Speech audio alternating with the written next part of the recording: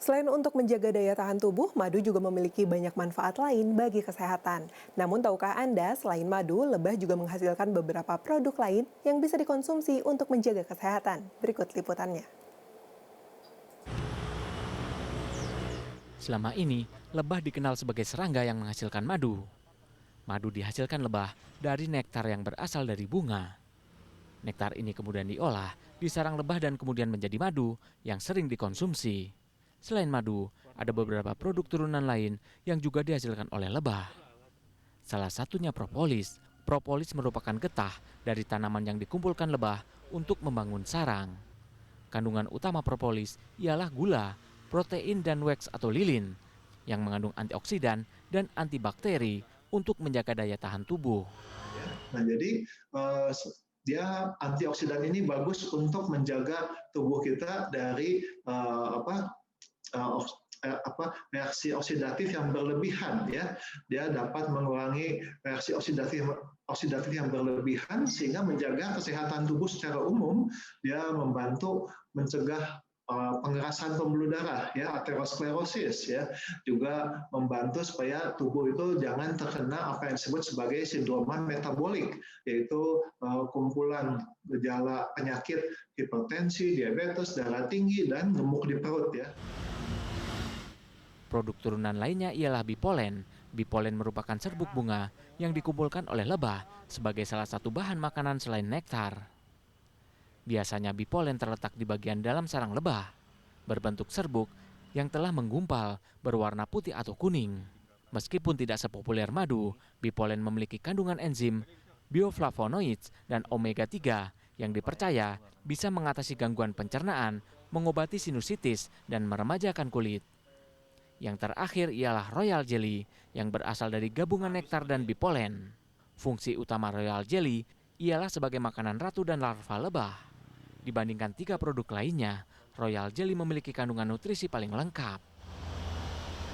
Dipercaya bahwa konsumsi royal jelly yang teratur itu dapat membantu kita untuk tetap bertahan, ya, awet muda.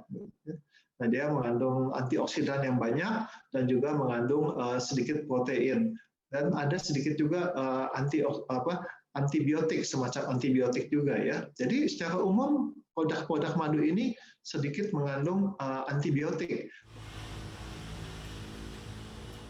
Menurut penangkar lebah, royal jelly merupakan produk turunan lebah yang paling banyak dicari. Namun jumlahnya terbatas karena setiap sarang lebah hanya memiliki satu ratu lebah, sehingga produksi royal jelly tidak sebanyak madu.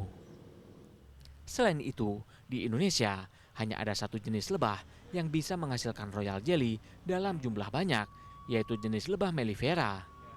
Tidak heran, harga royal jelly cukup tinggi, bisa mencapai 3 hingga 5 juta rupiah per kilogramnya. Ada royal jelly. Royal jelly sendiri itu kan produk yang paling susah, yang paling sedikit yang terdapat dalam sarang lebah, ya. Jadi royal jelly ini lebih diperuntukkan selain untuk menjaga sistem imun, juga untuk pertumbuhan. Makanya kenapa royal jelly dimakannya hanya oleh ratu. Pertama, untuk memperpanjang umur si ratu, yang kedua biar badannya tetap sehat, lebih produktif gitu untuk royal. Tadi udah ditambahin. Banyaknya manfaat yang diberikan oleh produk turunan lebah membuat masyarakat rutin mengkonsumsinya untuk alasan kesehatan. Salah satunya Suryati, wanita berusia 53 tahun ini rutin mengkonsumsi madu.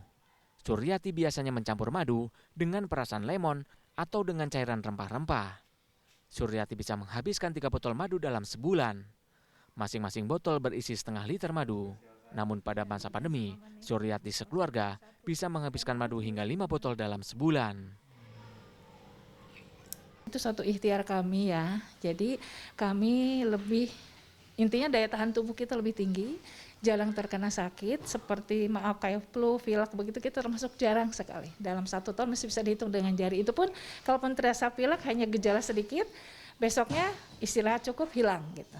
Tidak sempat kambuh terus gitu, ya. Dok, Saya rata-rata 2 sendok. Meskipun memiliki banyak manfaat, ahli gizi Johannes Chandrawinata menyarankan masyarakat untuk membatasi jumlah konsumsi produk turunan lebah, baik itu madu, bipolen, propolis atau royal jelly. Menurut Johannes, dalam satu hari, takaran yang sesuai ialah maksimal 2 sendok makan per harinya. Tim Liputan, Transmedia.